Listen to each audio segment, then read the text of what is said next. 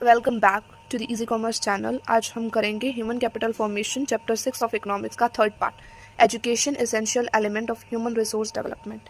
Education एक बहुत ज़्यादा ज़रूरी एलिमेंट है अगर हम किसी भी इंसान की डेवलपमेंट करते हैं। एजुकेशन की डेफिनेशन क्या है? Education employs the process of teaching, learning and training, specially in schools और colleges. It improve knowledge and develop skills. Okay, education का मतलब क्या है? जो टीचिंग हो रही है उससे लर्न करना, ट्रेन रहना, जो हम स्कूल्स और कॉलेजेस में होती हैं। इसके साथ हमें इंफॉर्मेशन मिलती है, नॉलेजफुल रहते हैं हम, और हमारे में स्किल्स भी डेवलप होती हैं। एजुकेशन, अगर कोई भी चेंज चाहिए कंट्री में तो उसका बेस है, एक नींव है, अगर एजुकेटेड फुल लोग हैं उस कंट्री के। इम्पोर्टेंस क्या है इसकी? इससे रिस्पॉन्सिबल सिटीजन्स प्रोड्यूस होती हैं। हर सिटीजन अपनी कोई ना कोई जिम्मेवारी समझेगा देश के प्रति। सेकंड, इससे साथ जो साइंस एंड टेक्नोलॉजी में इंप्रूवमेंट्स होती हैं, साइंटिस्ट बनते हैं। अगर एजुकेट होंगे वो तो ही बनेंगे, कोई अनपढ़ साइंटिस्ट तो होता नहीं है। It facilitate use of natural and human resources of all region of country. Natural resources को वो बहुत अच्छे से यूज़ करेंगे। एंड मेंटल हॉरिजोन है पीपल का, वो अच्छा खासा होगा, पॉजिटिव सोचेंगे, नेगेटिव थिंकर नहीं होंगे वो। एंड इकोनॉमिक डेवलपमेंट होगी जब सारे लोग पार्टिसिपेशन करेंगे ग्रोथ एंड डेवलपमेंट में। एंड जो कल्चरल स्टैंडर्ड है सिटीजन्स का, जो वो अपने कल्चर के लिए बहुत अच्छे से जागरूक होंगे अगर वो पढ़े लिखे होंगे। एंड ह्यूमन की पर्सनैलिटी मीन्स पता चलता है कि उसकी थिंकिंग कैसी है, पर्सनैलिटी को भी वो क्या करता है, इम्प्रूव करता है अगर कोई एजुकेटेड है। हमेशा देखा होगा एजुकेटेड लोग ज़्यादा क्रिटिकली सोचते हैं किसी भी चीज़ के बारे में। जो हमारे अनएजुकेटेड हैं वो जल्दी ही डिसीजन ले लेते हैं, चाहे वो सही हो चाहे वो गलत हो। Need for government intervention in education and health. Government ने ही क्यों इंटरवीन किया, क्यों दखल दी एजुकेशन और हेल्थ में? क्यों गवर्नमेंट कहती है कि मैं इन्वेस्ट करूंगी इसमें? क्योंकि इसमें ह्यूज इन्वेस्टमेंट चाहिए, हाई एक्सपेंडिचर, जो प्राइवेट सेक्टर के लिए इनेबल नहीं है कि वो सारे देश में कर पाए इन्वेस्टमेंट। तो गवर्नमेंट इसलिए इन्वेस्ट करती है। एंड वो ऐसे भी करती है क्योंकि उसे पता नहीं है कि हमारी जो प्राइवेट सर्विसेज हैं उनकी कॉस्ट कितनी होगी और सारे लोग उनको नहीं ले पाएंगे, अफोर्ड नहीं कर पाएंगे, इसलिए भी वो करती है। जो पुअर कंट्री है हमारी ये इंडिया, इसमें प्राइवेट सर्विस प्रोवाइडर्स हैं बट सभी उनको अफोर्ड नहीं कर पाएंगे।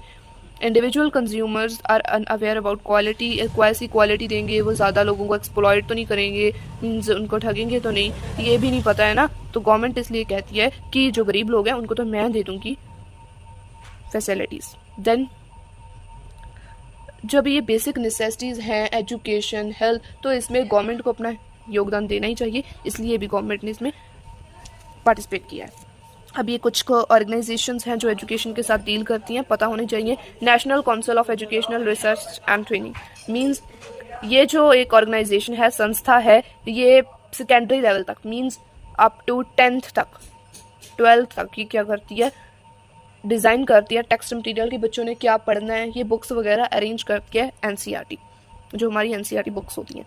Then second, university grants commission, ये एक फंडिंग अथॉरिटी है यूनिवर्सिटी की एजुकेशन के लिए, और ये रूल्स एंड रेगुलेशन भी बताती है कि कंट्री की जो हायर एजुकेशन है उसमें क्या रूल्स अप्लाई होंगे।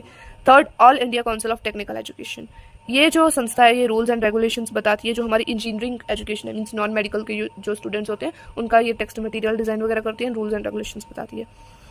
Fourth, Indian council for medical research, ये रूल्स एंड रेगुलेशंस बताती है, जो हमारा हेल्थ सेक्टर है, मेडिकल सेक्टर है, उसकी full forms are very important, so please learn them. Okay, now 2% जो एजुकेशन सेस लगता है सारे यूनियन टैक्सेस पे, मीन्स 2% उसमें से एजुकेशन को दिया जाता है। एंड 2009 में जो गवर्नमेंट था उसने राइट टू एजुकेशन एक्ट बनाया था, जिसमें 6 से 14 साल के जो बच्चे थे उनको फ्री एंड कंपल्सरी एजुकेशन दी जाती है। जैसे हम देखते हैं 8th क्लास तक फ्री होती है। 2 ways of मेयरिंग expenditure on education, एक तो होता है कि एक्सपेंडिचर हम देखें कि गवर्नमेंट का पूरे एक्सपेंडिचर में कितना ओनली एजुकेशन को जाता है, एक ही कितना परसेंट जाता है जीडीपी में। ये 2 वेज हैं जिससे हम देख सकते हैं एक्सपेंडिचर की कितना हो रहा है एजुकेशन में। एक तो सारे एक्सपेंडिचर का कितना हिस्सा है और एक जीडीपी का कितना हिस्सा जा रहा है।